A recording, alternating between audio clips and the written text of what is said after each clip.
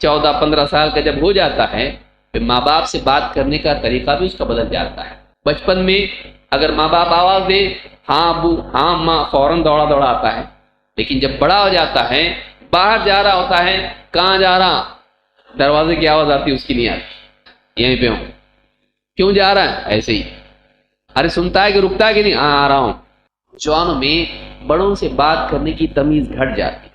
وہ یہ سمجھتے ہیں کہ ہم ابھی بڑے ہو گئے ہیں، ہم کو ابھی کسی کا اکرام کرنے کی ضرورت نہیں، اب ہمارا اکرام کرنے کی ضرورت ہے۔ عزت کا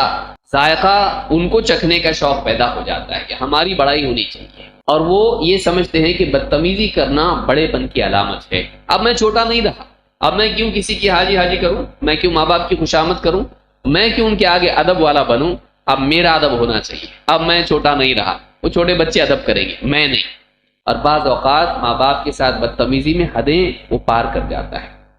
بچپن میں باپ اگر ایک تھپڑ بھی لگا دے تو چپ چاپ کونے میں جا کے بیٹھ جاتا تھا، اب اگر باپ ہاتھ اٹھائے تو ہاتھ پکڑ لیتا ہے، کیوں، آپ جم نہیں جاتے، میں جم جاتا ہوں،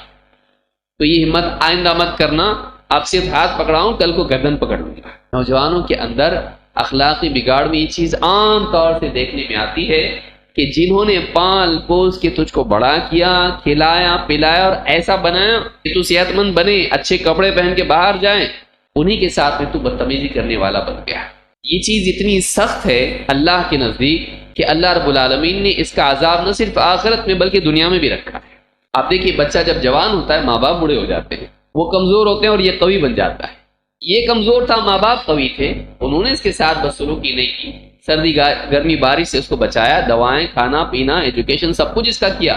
پیار دیا، محبت دی، اپنی چاہتوں کو قربان کر کے اس کی چاہتیں پوری کی۔ لیکن جب یہ جوان ہو جاتا ہے اور ماں باپ کہتے بیٹے تیرے لیے اتنا سب کچھ ہم نے کیا، ہمارے ساتھ ایسا سلوک کر رہا ہے، بتاؤ کتنا خرچہ تمہارا ہو گیا، ابھی میں کام کرتا ہوں، جو بھی ہے تم نے جتنا بھی خرچہ ہوا 2-3 تنخواہ میں نکل جائے گا، اتنا کماتا ہوں میں۔ پیسوں میں ماں باپ کی محبت کو گننے والا دنیا میں کبھی عزت نہیں پاتا ہے۔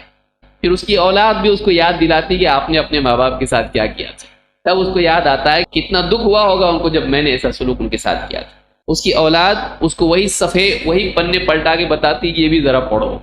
ہم آپ کو پڑھاتے ہیں۔ تو ماں باپ کے ساتھ بدسلوکی، بڑوں کے ساتھ بدتمیزی، یہ نوجوانی میں بہت زیادہ دیکھنے میں آتی ہے۔ اللہ کے نبی صلی اللہ علیہ وسلم فرماتے ہیں 2 چیزیں ایسی ہیں کہ جن کی سزا اللہ تعالیٰ دنیا ہی میں دیتا ہے، جلدی جلدی اس کی سزا دنیا میں مل جاتی ہے۔ البغی وعقوق الوالدین، لوگوں پر ظلم و زیادتی کرنا، اور وعقوق الوالدین، ماں باپ کے ساتھ برا سلوک کرنا، رشتے ناطے توڑنا، ان کے ساتھ بد اخلاقی سے پیش آنا، یہ ایسی برائی ہے کہ اس کی سزا کو اللہ تعالیٰ نے آخرت تک مؤخر نہیں رکھا ہے، وہاں تو ہے ہی ہے، اس کی سزا دنیا ہی سے ملتی ہے۔